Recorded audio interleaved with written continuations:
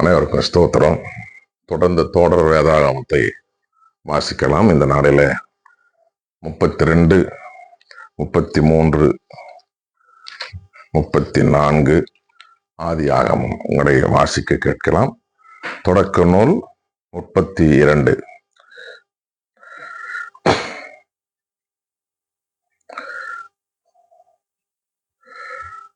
யாக்கோபு ஏசாவை சந்திக்க தயார் செய்தல்.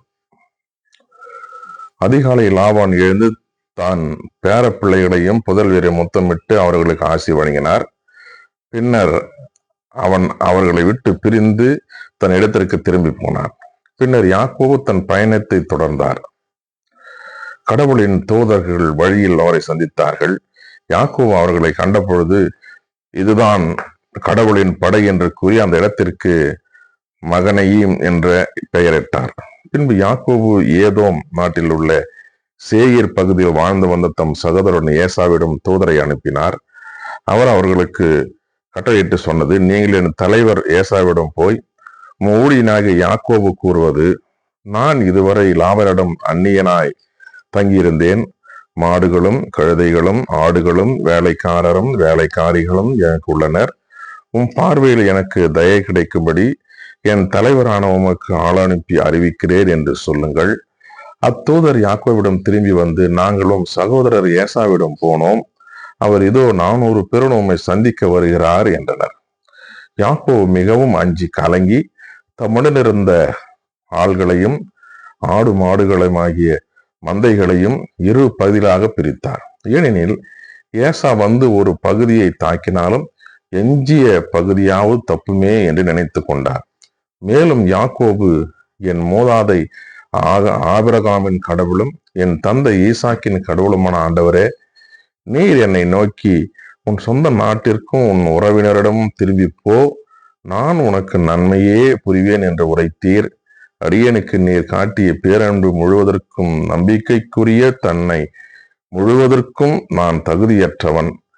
நான் இந்த யோர்தானாய் கடந்து சென்ற பொழுது என்னிடமிருந்து ஒரு கோல் மட்டுமே, இப்பொழுதோ 2 பரிவாரங்கள் உடையவனானேன். என் சகோதரர் ஏசாவுக்கு நான் மிகவும் அஞ்சுகிறேன். அவர் கையில் என்னை விடுவித்தரலும், இல்லையேல் அவர் வந்து என்னையும் என் பிள்ளைகளையும் தாய்களையும் தாக்குவார். நீர், நான் உனக்கு உறுதியாக நன்மை புரிவேன். உன் வழிமறைவை எண்ண முடியாத கடல் மணலைப் போல பெருகிசில் என்று வாக்களித்துள்ளீர் என்றார். அன்றிரவு அவர் அங்கேயே தங்கி தமக்கு சொந்தமானவற்றில் இருந்து சகோதரர் ஏசாவுக்கு அன்பளிப்பாக 200 வெள்ளாடுகளையும் 20 வெள்ளாட்டு கிடாய்களையும் 200 செம்மறியாடுகளையும் 20 செம்மறியாட்டு கிடாய்களையும் 30 பெண் ஒட்டகங்களையும் அவற்றின் குட்டிகளையும் 40 பசுகளையும் 10 காளைகளையும் 20 பெண் கழுதைகளையும் 10 ஆண் கழுதைகளையும் தேர்ந்தெடுத்தார்.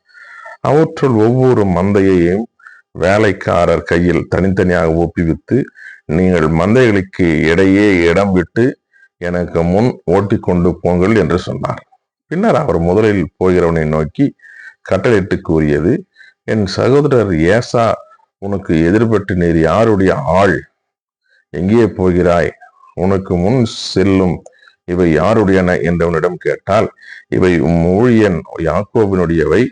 அவர் தம் தலைவராகிய ஏசாவியவற்றை அன்பளிப்பாக அனுப்பியிருக்கிறார். அவரும் எங்கள் பின்னர் வருகிறார் என்று நீ சொல்வாய் என்றார்.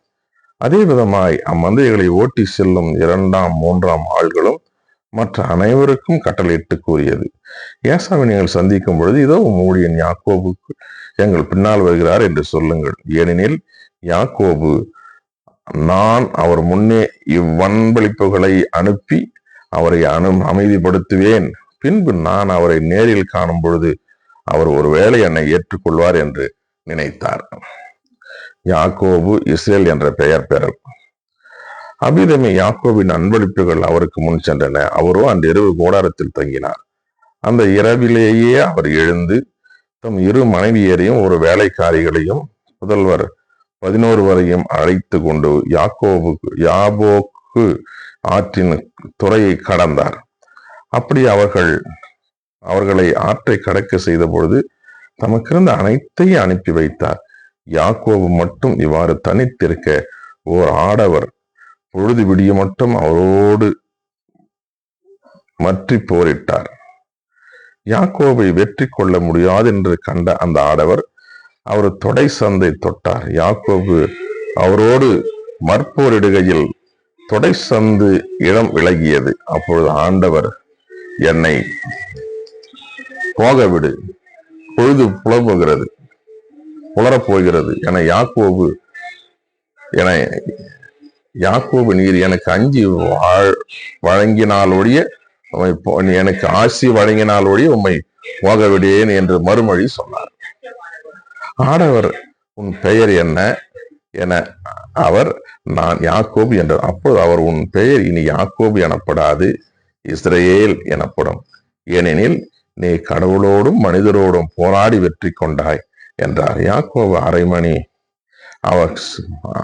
அவரை நோக்கி, உன் பெயரை சொல்லும் என்றார். அவர், என் பெயரை நீ கேட்பதேன் என்று அந்த இடத்திலே அவருக்கு ஆசி வழங்கினார். அப்பொழுது யாக்கோபு, நான் கடவுளின் முகத்தை நேரில் கண்டும் உயிர் தப்பி பிழைத்தேன் என்று சொல்லி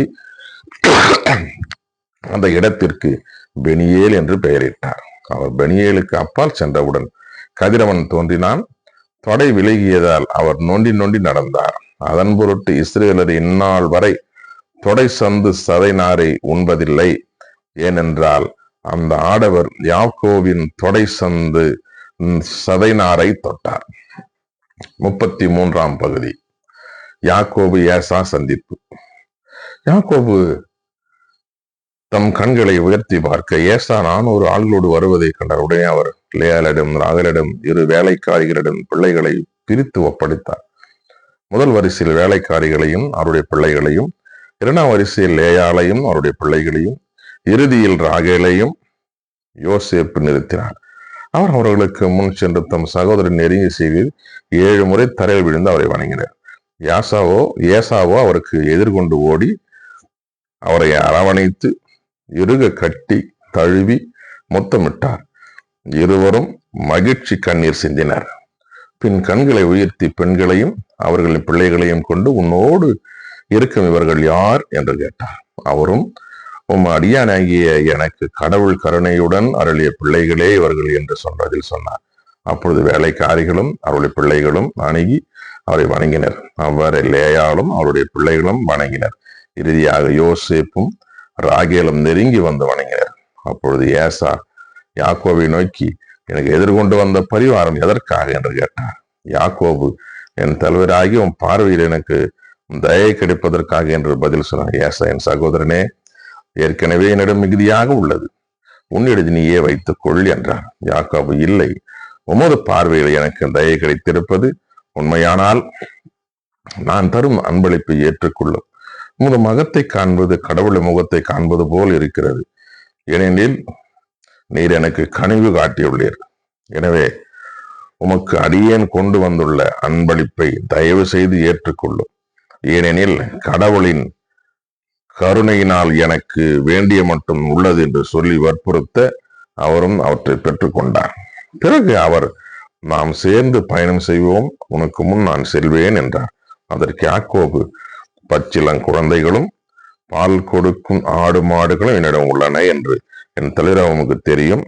அவற்றை ஒரே நாளில் வருத்தி ஓட்டி கொண்டு வந்தால் என் மந்தையெல்லாம் செத்து போகும். என் தலைவராகிய நீர் எனக்கு முன்னே செல்வீராக. நானோ மந்தைகள் பிள்ளைகளின் நடைக்கு ஏற்ப மெதுவாக வந்து சேயரில் உம்மை சந்திப்பேன் என்றார். அதற்கேசா, அப்படியானால் என்னுடைய ஆள்களில் சில உன்னிடம் விட்டு செல்கிறேன் என்று சொல்ல அவர், வேண்டாம், என் தலைவராகிய உமது பார்வையில் எனக்கு தயை கிடைத்ததே போதும் என்றார். ஆகையால் ஏசா அன்றே புறப்பட்டு தாம் வந்த வழியே சேயருக்கு திரும்பினார். யாக்கோபு சுக்கோத்தை வந்தடைந்தவுடன் அங்கே தமக்கென்று ஒரு வீடு கட்டினார். தம் மந்தைகளுக்கு குடில்களை அமைத்தார். இதனால் அந்த இடத்திற்கு சுக்கோத்து என்று பெயரிட்டார். இவ்வாறு யாக்கோபு பாதான் ஆராமிலிருந்து திரும்பி வந்த பின் கானான் நாட்டை சார்ந்த செக்கேம் நகருக்கு நடமுடன் வந்து சேர்ந்தார். அந்நகருக்கு எதிரே பாளையம் இறங்கினார். கூடாரம் அடித்து தங்கிய அந்நிலப்பகுதியை செக்கேமின் தந்தை ஆமோரின் புதிலில் 100 வெள்ளிக்காசு விலைக்கு வாங்கினார். பின்பு அங்கே ஒரு பலிபீடத்தை எழுப்பி அதற்கு ஏல் ஏலோகே இஸ்ரேல் என்று பெயரிட்டார். 34வது பகுதியையும் தொடர்ந்து வாசிக்கலாம். தீனாவுக்கு ஏற்பட்ட அவமானம். யாக்கோபுவுக்கு லேயா பெற்றெடுத்த மகளான தீனா நாட்டு மகளிரை பார்க்க வெளியே புறப்பட்டு போனாள். இவ்வியனான ஆமோரின் மகனும் அந்நாட்டின் தலைவனுமான செக்கேம் அவளை கண்டு தூக்கிச் சென்று அவளுடன் உறவு கொண்டு சிறுமைப்படுத்தினான்.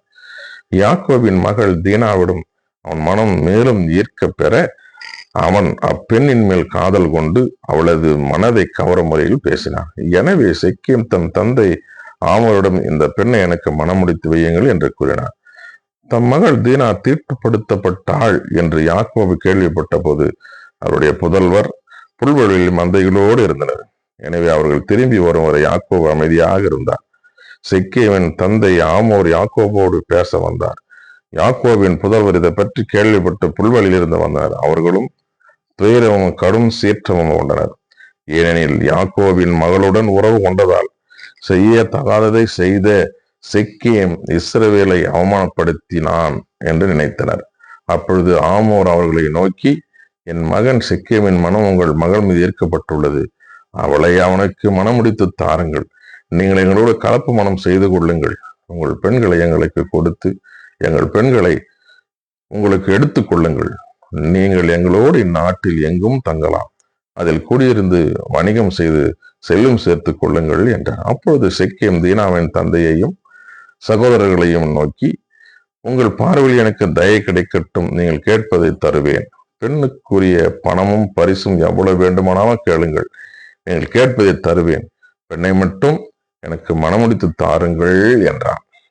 யாக்கோபின் புதல்வர் தங்கள் சகோதரியை செக்கேம் தீட்டுப்படுத்திய அவனையும் அவன் தந்தை ஆமோரை நோக்கி கவடமாய் கூறிய மறுமொழியாவது, நீங்கள் கேட்டபடி செய்ய எங்களால் முடியாது.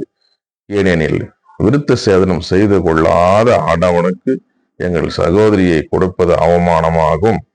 ஆனால் நீங்களும் உங்களுள் ஆண் மக்கள் யாவரும் விருத்த சேதனம் செய்து கொண்டால் மட்டும் எங்கள் பெண்களை உங்களுக்கு கொடுத்து உங்கள் பெண்களை எங்களுக்கு எடுத்துக்கொள்வோம். உங்களிடையே வாழ்ந்து ஓரினமாக ஆவோம். எங்கள் சொற்படி நீங்கள் விருத்த சேதனம் செய்து கொள்ள இசையாவிட்டால் நாங்கள் எங்கள் பெண்ணை அழைத்து கொண்டு போய்விடுவோம் என்றனர். அவர்கள் சொன்னது ஆமோருக்கு அவன் மகனுக்கு செக்கேமுக்கு நலமாய் தோன்றியது. அந்த இளைஞன் யாக்கோபின் மகள் மீது கொண்ட காதலில் அவள் சொன்னதை நிறைவேற்றுவதில் காலம் தாழ்த்தவில்லை. மேலும் அவன் தந்தை விட்டார் அனைவரிடம் பெருமதிப்புக்குள்ளவனாய் இருந்தான். எனவே ஆமோரும் அவன் மகன் செக்கேமும் தம் நகர வாயிலுக்கு வந்து மக்களை நோக்கி, இந்த மனிதர்கள் நம்முடன் நட்புறவு கொள்வார்கள். ஆகவே நம் நாட்டில் குடியிருந்து வணிகம் செய்யப்படும். அவர்கள் வாழ்வதற்கு நம் நாட்டில் நிறைய நிலம் இருக்கிறது. அவர்களின் பெண் எடுத்து அவர்களுக்கு பெண் கொடுப்போம். ஆனால் இவர்கள் தங்கள் செய்து கொண்டது போல நம் ஆண்கள் அனைவரும் விருத்தம் செய்து கொண்டால் மட்டும் நம்முடன் ஒரே இனமாக சேர்ந்து வாழ இசைவு தருகிறார்கள். அப்படி செய்தால் அவருடைய மந்தைகள் சொத்துக்கள் அனைத்தும் கால்நடைகளாக நமக்குரியன ஆகும் ஒன்றோ. எனவே நாம் அவர்களுக்கு ஒப்புதல் கொடுப்போம். அவர்களும் நம்முடன் கூடியிருக்கட்டும் என்றார்கள். ஆகவே நகர வாயிலுக்கு வெளியே வந்த அனைவரும் ஆமோரும் அவன் மகன் செக்கேம் கூறியதை ஏற்றுக்கொண்டனர். நகரில் இருந்த அனைத்து ஆண்களும் விருத்த சேதனம் செய்து கொண்டனர். 3ஆம் நாளன்று அவர்கள் அனைவரும் வலியால் வருந்திய பொழுது யாக்கோபின் புதல்வர்களும் தீனாவின் சகோதரர்களுமான சிமியோன் லேவி என்னும் இருவரும் அவரவர் வாளை எடுத்துக்கொண்டு சந்தேகம் எழாதபடி நகருக்குள் புகுந்து அனைத்து ஆண்களையும் வெட்டி வீழ்த்தினர். அவர்கள் ஆமோரையும் அவன் மகன் செக்கேமையும் வாளினால் வெட்டி வீழ்த்திய பின் தீனாவை செக்கேம் வீட்டினர் அழைத்து கொண்டு போய்விட்டார்கள். அதன் பின் யாக்கோபின் புதல்வர்கள் வந்து வெட்டுண்டவர்களின் சடலத்தின் மீது மிதித்து சென்று தங்கள் சகோதரியை தீட்டுப்படுத்திய நகரை கொள்ளையிட்டனர். நகரிலும் வெளிப்புறத்திலும் இருந்த அவர்களுடைய ஆடு மாடு கழுதைகளை கைப்பற்றினர். அவர்களுக்கு எல்லா செல்வங்களையும் எடுத்துக்கொண்டு எல்லா குழந்தைகள் பெண்டிரையும் கைதிகளாக்கி வீடுகளில் இருந்த அனைத்தையும் கொள்ளையடித்தனர்.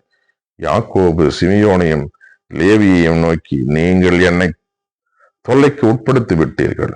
இந்நாட்டில் வாழ்வோரிடத்திலும் காணாரிடத்திலும் பெருசிடத்தில் என இழிவுபடுத்தி விட்டீர்கள். என்னிடமோ சில ஆள்களே உள்ளனர்.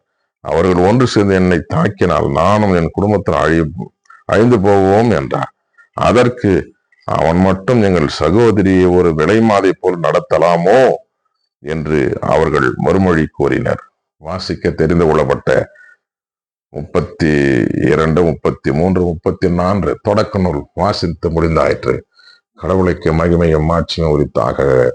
தொடர்ந்து தொடக்க நூலை தொடர்ந்து வாசிப்போம். தொடர் வேதாகமத்தில் இணைந்திருப்போம். கர்த்தர் நம்மையும் நம் குடும்பங்களையும் ஆசீர்வதிப்பாராக.